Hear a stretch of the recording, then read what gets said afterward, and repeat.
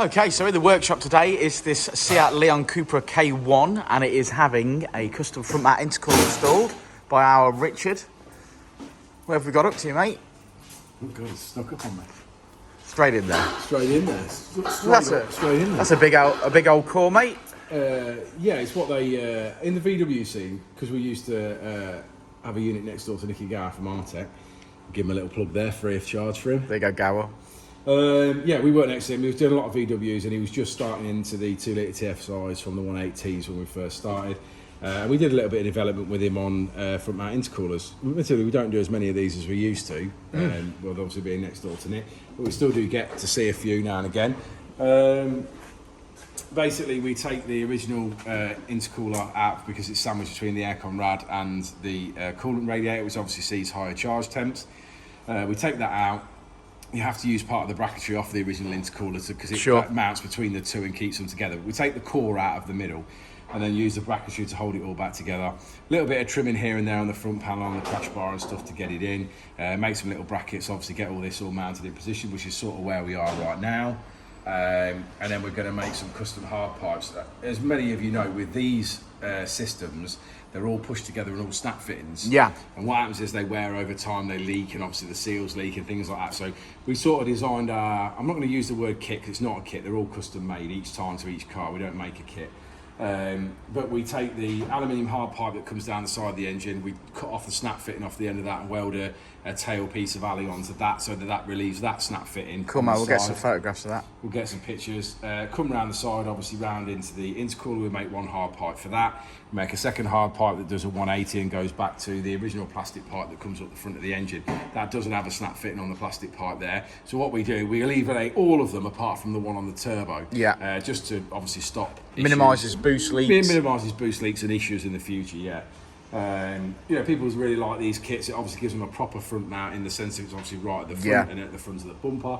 These have got lovely big bumpers on them, so there's loads of clearance. And obviously plenty of airflow because they have a real meaty grill on them as well. So, you know, modify the crash bar? It really as well. I said trim the crash bar up a little bit, yeah.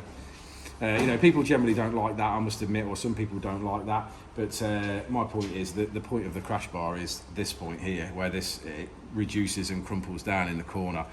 Trimming the centre to fit the intercooler would make no difference to an accident, in my opinion. The crash and crumple section is still there at the end. But, you know, if you want one, it's got to be done because it doesn't fit otherwise. Indeed. Yeah, so that's where we are. Okay, we'll take some pictures of them and some pipes in a bit. Yeah, we'll check back in a bit.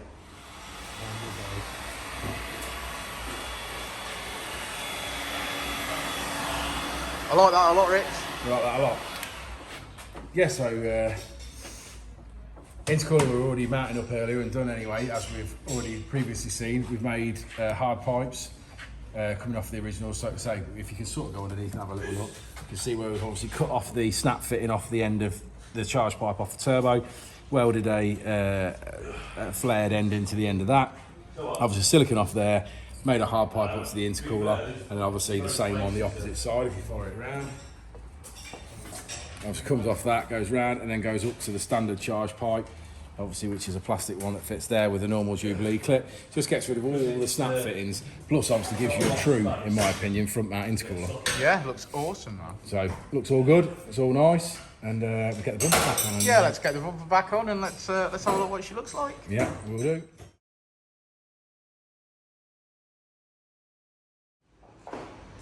Well, there she is. She's all complete. So that's the Welly cooler, front mount intercooler install done. Let's have a bit of a browse from the front, see what we can see. Okay, well, there she is. She's in place. She's got the Dynodaze stencil on. It's looking very nice, Richard. You've done quite a few of these now, haven't you, brother? Yeah, a lot of these, to be fair, over the years. Not like I said yesterday, sort of yesterday's video. We were not, you know, we don't do as many as we used to, but yeah, we still do a few now and again. But yeah, nice, good front mount intercooler. So that's good for stage 2+, isn't it? Yeah, stage 2+. Even to be honest, when these have had you know, like GT30s on them and stuff at 600 brake, they're still doing all right. So yeah, it looks really good, mate. It looks really good. I'll drop a link in the description below of this on the website so that you can get yourselves booked in if you want one. But there you go, a Seat Leon Cupra K1. Job done. Maybe it's off to Gowers for a map, who knows? Yeah, could be. he wants to be, because he's the best. So, right, thanks for watching the little video, guys. If you've got any questions, please let us know below. And we'll see you on the next one, won't we, Rich?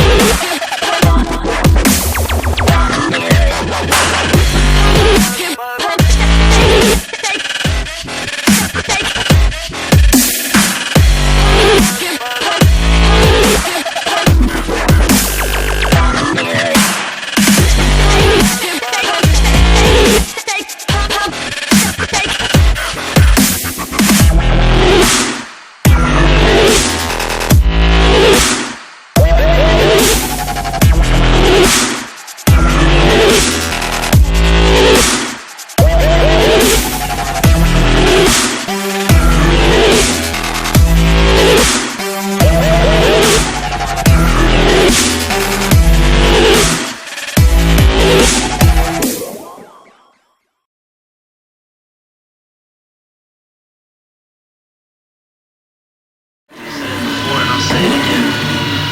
Life moves pretty fast.